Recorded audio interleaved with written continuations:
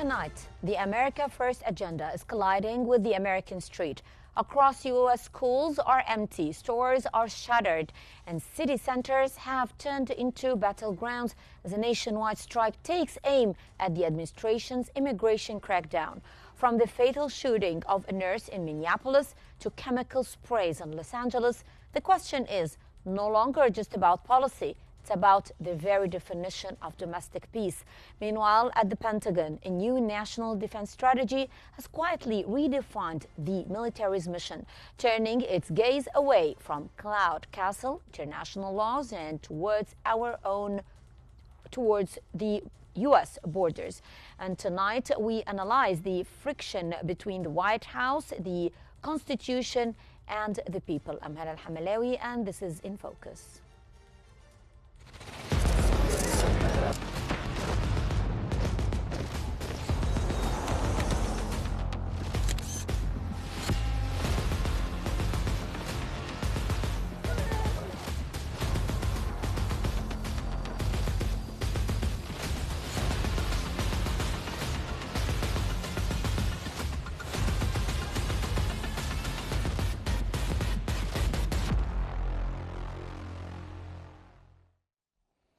No work, no school, no shopping. This is the mantra of the blackout protests currently sweeping the U.S.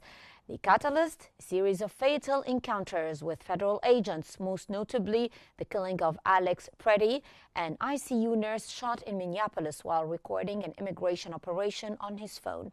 From the zero-degree walkouts in Michigan to the chemical sprays used against protesters in Los Angeles, the domestic temperature is at a boiling point. With students being hit by vehicles in Nebraska and federal agents roaming the streets of suburbs, the administration's immigration surge is facing its most significant hurdle yet: civilian population that is simply refusing to participate in the economy until the tactics change.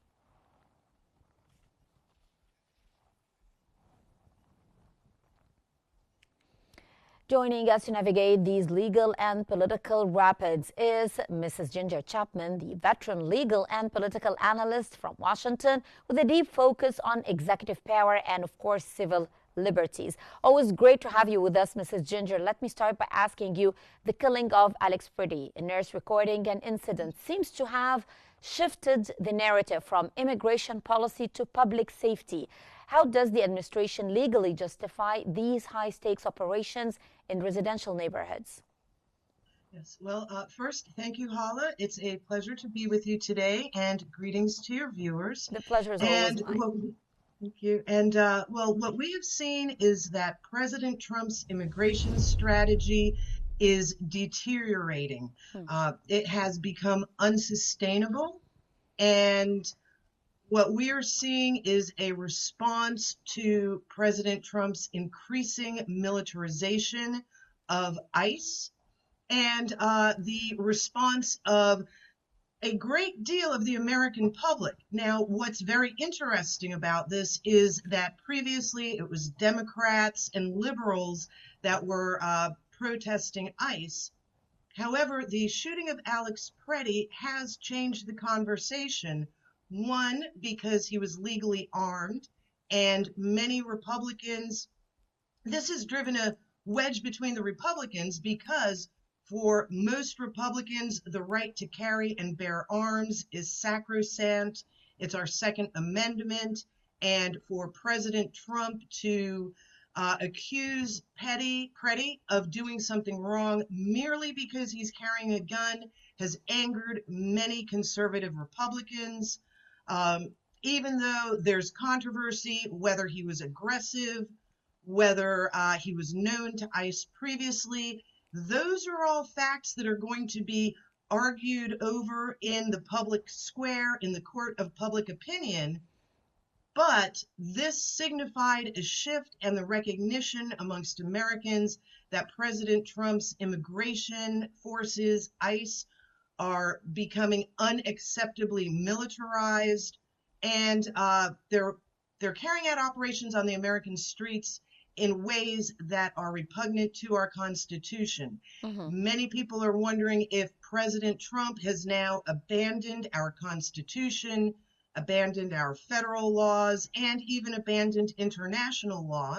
Hmm. And this is partly because something very dramatic is recently being discussed, which is the information that IDF soldiers have been embedded in ICE and assisting ICE carrying out their operations. Many people initially complained about Kristi Noem as head of Department of Homeland Security because she was ignoring the advice of senior officials. She was advised not to go into Minneapolis, not to conduct aggressive ICE operations, mainly because that's considered hostile territory. The police forces in Minnesota are hostile and uncooperative with ICE. They do not assist by enforcing crowd control. They do not cordon off the protesters away from the ICE agents. So it's believed that the police are contributing to the escalating violence in Minnesota. However, now people are actually looking at the actions of ICE and the results of IDF involvement. And this is angering Republicans because this goes against our Constitution. First, if our president cannot put soldiers, American soldiers, on the streets to contain American citizens, it is also unconstitutional for our president to use foreign soldiers, IDF soldiers, on our streets.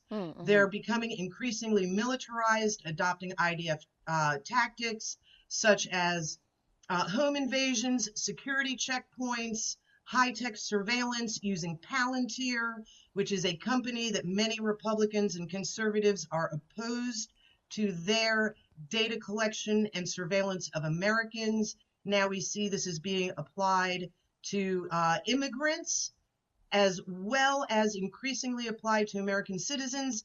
This is the same system that IDF uses to track Palestinians in Gaza and also to decide who is a threat and who is not a threat. So this is being applied against American citizens.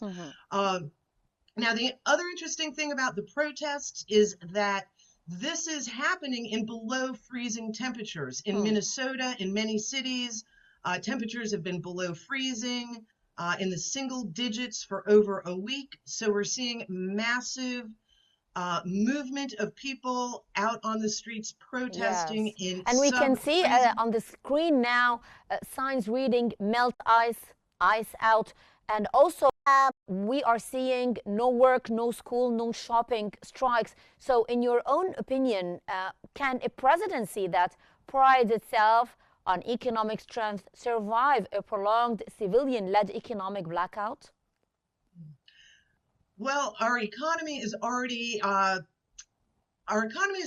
fragile right now because of the larger global trends of de-dollarization, inflation, the rise of gold, which is actually a signal that the value of the dollar is dropping, and the BRICS nations, China selling U.S. treasuries to buy gold. Other countries are forming alternative economic systems to bypass the United States. So our economy is in trouble. And this boycott has the potential to disrupt our economy, and it also highlights a larger issue between President Trump, the Republicans, and the Democrats. Indeed, the Republicans are also supporting illegal immigration because many Republican corporations and businesses are making greater profits off of using lower wage illegal immigrants. Americans are angry about this. They're angry about the fear of illegal immigrants taking their jobs.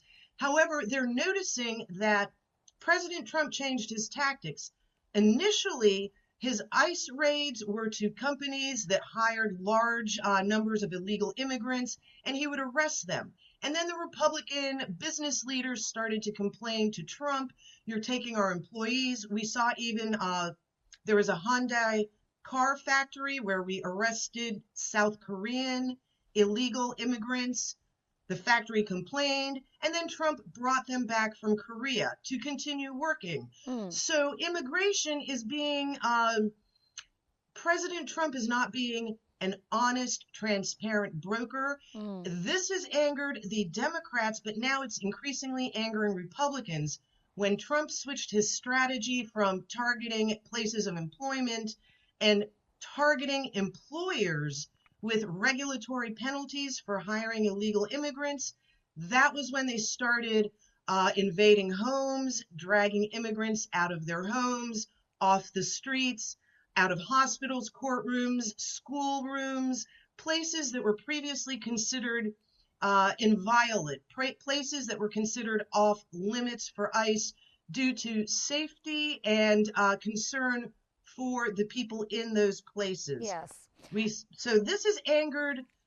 So Trump's immigration policy has been angering the Democrats, but now surprisingly, it is angering many Republicans because of the Which is, by the shooting of way, Alex Mrs. Chapman, by the way, Republican Maxine Waters was on the front lines as federal agents used chemical sprays on protesters. Does the administration risk a massive constitutional challenge by using war zone tactics against citizens exercising their right to dissent? Yes, and I should mention Maxine Waters is a Democrat, not a Republican. She's a very high-profile, active Democrat. Republicans love to use her as an example to denigrate Democrat policies. She's a Democrat. However, Maxine Waters is a symbol of Congress's intent to curb ICE. Once again, the news that Homeland Security is actually being run out of an office in Tel Aviv, not in Washington, D.C., has greatly angered many conservatives. We see that Congress itself is reacting, and the phrase you mentioned, melt ice, that is now the title of a bill, a bipartisan bill, that Democrats and many Republicans are now supporting to defund ICE and to curb their activities on American streets. Keep in mind, ICE previously operated near the border. The only times they went inland was if they had to track shipments that came through customs that had made their way into the heartland. ICE previously never targeted individual people or illegal immigrants in the heartland, inland of America. So this is unprecedented. Correct. We are seeing many unprecedented actions coming out of the Trump administration.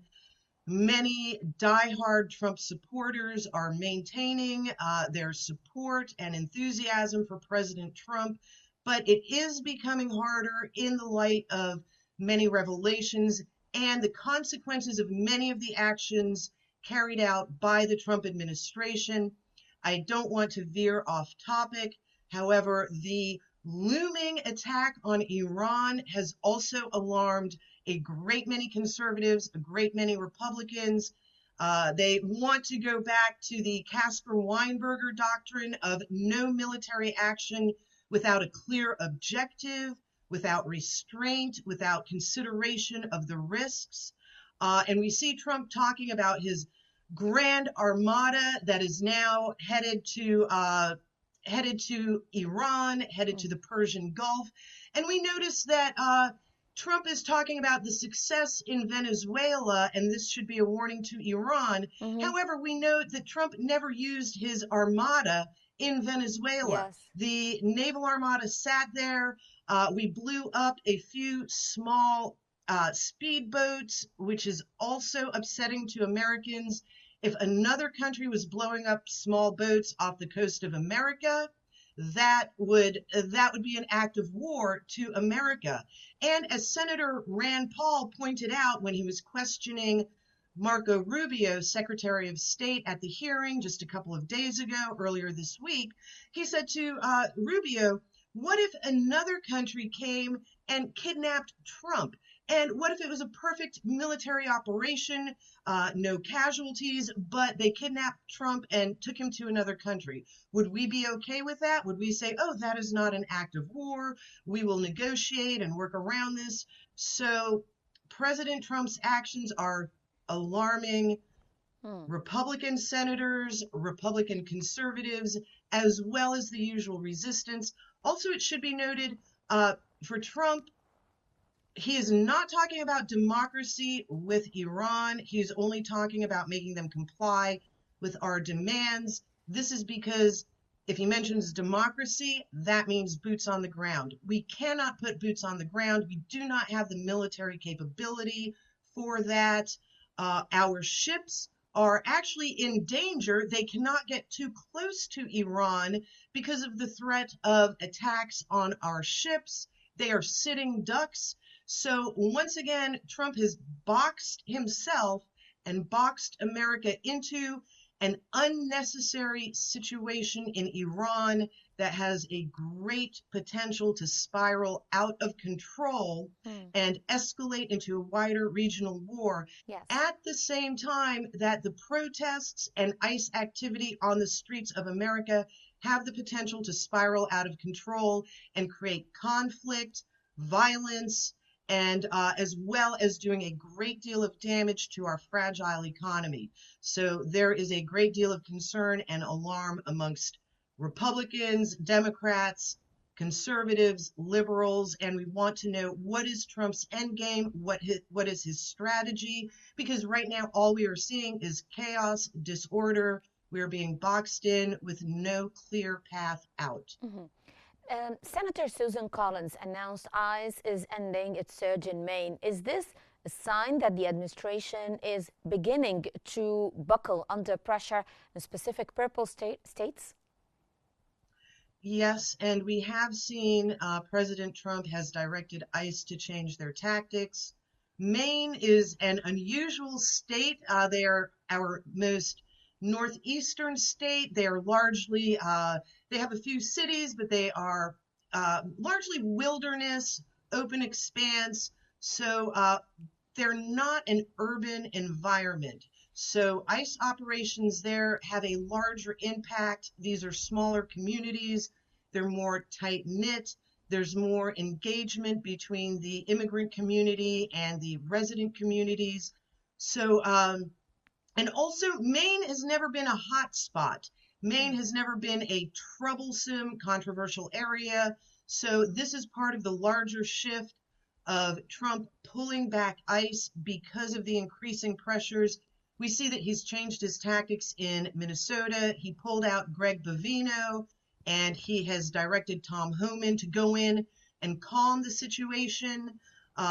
We are seeing this happen in other areas, not just in Maine. We've seen the shift in California. We've seen the shift in other areas. Baltimore does not have a large illegal immigrant population, but that is another city with that's prone to Democrat protests. So we do see that Trump is pulling back ICE and changing their tactics. However, this is also cause for alarm because we do not want an increased high-tech surveillance, targeting, monitoring, and ranking of Americans according to whether they are a threat. We do not want the Palestinian surveillance technology imposed on American people. So it appears surprisingly that the efforts in Congress, Maxine Waters, Susan Collins, Senator Rand Paul, they are going to have increasing support for their legislation to curb the actions of ICE. They may even go as far as defunding ICE, which is a relatively new agency in American history. Actually, ICE, immigration, they've been around for a long time. Homeland Security is the agency that was created after 9/11, and ICE was put under their umbrella. And Homeland Security is itself under threat because of the actions, the rogue, unconstitutional actions of ICE agents, and especially if it turns out that IDF soldiers are embedded in ICE, this is a constitutional violation, and this could be the nail in the coffin for Homeland Security and ICE operations on the streets of America. Yes. Mrs. Ginger, thank you so much for those insights on the U.S. domestic front. But we need you to stay with us because we're going from the streets of Minneapolis to the halls of the Pentagon in just a moment. While the streets of Minneapolis and Los Angeles deal with the immediate fallout of federal surges, the The Pentagon is codifying this shift into a permanent strategy. While the U.S. domestic strike rages, the Pentagon has released its national defense strategy, and it's a radical departure from everything that we have known. The document describes the rules-based international order as a cloud castle, an abstraction the U.S. no longer feels bound by. Instead, it introduces what insiders are calling the Donron Doctrine, and it prioritizes the seizure of key terrain like the Panama Canal and Greenland, while officially designating the U.S. military as a border sealing force. Perhaps most tellingly, for the first time in years, the word Taiwan is nowhere to be found.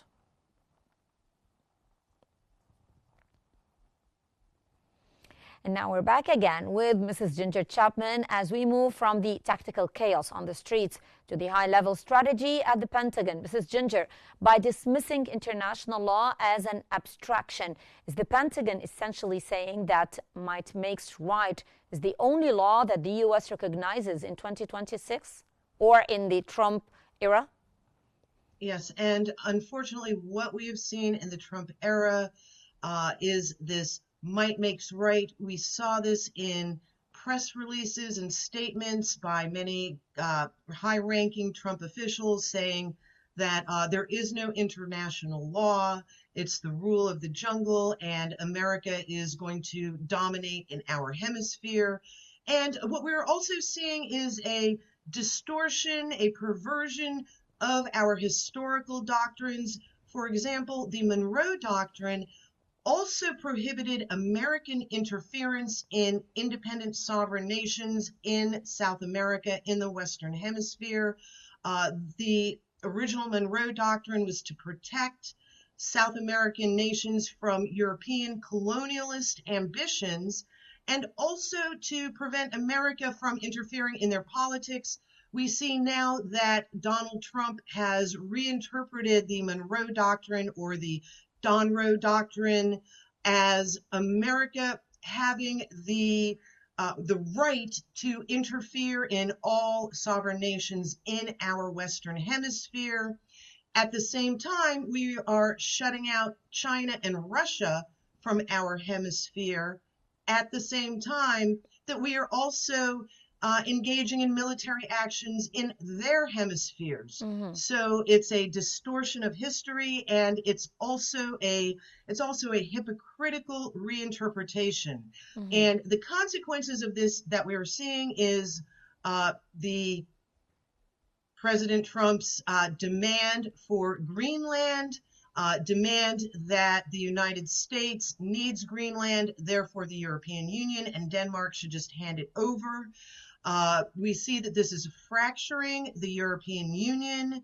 We see that this has the potential to fracture NATO because we are seeing one NATO country member essentially engage in aggressive action and taking territory from another NATO member. This could be what finally fractures NATO and makes them impotent and incapable of carrying out their further objectives in Ukraine. We see they're already faltering in Ukraine. And one thing that you did mention, Hala, that is very significant, the Pentagon's new defense strategy does not include the word Taiwan. Exactly. And as President Trump is Taiwan realizing... isn't mentioned once. Taiwan isn't mentioned once, Mrs. Chapman. And is this a strategic silence to avoid a fight with Beijing, or is the administration signaling that it is no longer willing to spill American blood for the island? Well, President Trump has, one thing we know, months ago when President Trump was talking about the Taiwanese NVIDIA and chip factories setting up operations in the United States, that was a surprise. One of our justifications for our increased military presence in Taiwan, we just passed an $11.5 billion weapons package for sale to Taiwan. However, it has been slowly dawning on President Trump We cannot compete with Taiwan. We cannot compete with them economically. They stood up to us with respect to the trade and tariff wars. We saw Trump back down there. And Trump has realized that for us to journey thousands of miles to the South China Sea to confront China, we cannot conduct a land invasion. Hmm. Uh, and a an armada off the coast of China is not going to accomplish anything. We saw President Trump's advisor, Elbridge, months ago at the beginning of Trump's second term. So maybe about a year ago, he did start advising Trump to pivot away from China and focus on the Western Hemisphere. We are just too Exactly. far from China Exactly. to Thank you for project mentioning military. this. Yes, because we see a massive focus on the Western Hemisphere. So I wanted to know from you, is the administration effectively trying to turn the Atlantic and Pacific into American lakes while letting the rest of the world fend for itself? I would not say fend for itself, but the United States is realizing that these other countries are making alternative payment arrangements, alternative trade and commerce arrangements, security guarantees. It must be slowly dawning on the Trump administration that Mm, we are losing leverage. A mm, great symbol of this, once again, is the fall in the value of the dollar relative to the price of gold. Another clue was when Trump announced that we were going to be building superconductor and computer chip and processor factories here in America. This was a surprise because essentially we are taking away Taiwan's premier flagship industry. One of the reasons we are interested in defending them, we're taking their industry and we're moving it to the United States. mm. So we're not just pivoting away from the South China Sea, pivoting away from Taiwan, but we are also shoring up our economic investments there by bringing them home. So that in itself, that economic indicator is probably the best signal what Trump plans to do with our military presence in Asia, in the Indo-Pacific, in the South China Sea. We want to focus more in the Western Hemisphere. We want Greenland. We want to dominate Latin America, South America. We have exerted leverage over Colombia. We now want to blockade Cuba and enact regime change in Cuba. So Mm. Trump he's overextending our capabilities in the Western Hemisphere. In a sense, we are burning bridges in the Eastern Hemisphere. Another great example of this is with respect to Ukraine. Trump placed a 25% tariff on India because they buy Russian oil.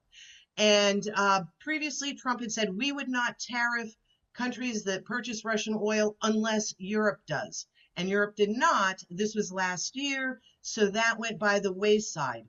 We saw now that Trump tariffed India 25% for purchasing Russian oil. The European Union just signed a grand, massive trade deal with India, which has created a sense of betrayal. This has hurt Trump because he feels he extended our economic tariffs to India for Ukraine, only to have the EU turn around and stab him in the back with respect to oil purchases from Russia. And also, it should be noted that our actions in Iran, if Iran does close the Strait of Hormuz, our economists are already saying that the increases in the price of oil could drive the American economy into a recession. This could spark a global economic slowdown, and the only winner would be Russia. Hmm. So, ironically, our actions with respect to Iran are have the potential to weaken America and the global economy, throw us into recession, while improving and strengthening Russia's economy, Mhm, which mhm, is why many Americans are saying, what is our strategy? We're mhm, pivoting mhm. away from China. We are overextended in our own hemisphere. We are alienating our European allies. We have We are sending Witkoff and Kushner to Ukraine to negotiate peace with Putin, with Lavrov, with Moscow and the Kremlin.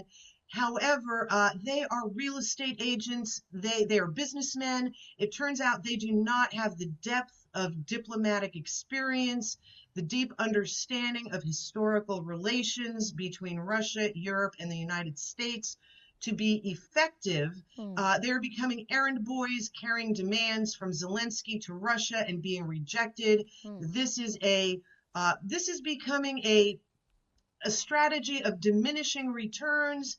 This is also because Kushner and Witkoff are focusing on Gaza. Yes. And they are essentially not accomplishing much in Gaza. They are bending over to the wishes of the Israeli government. Exactly.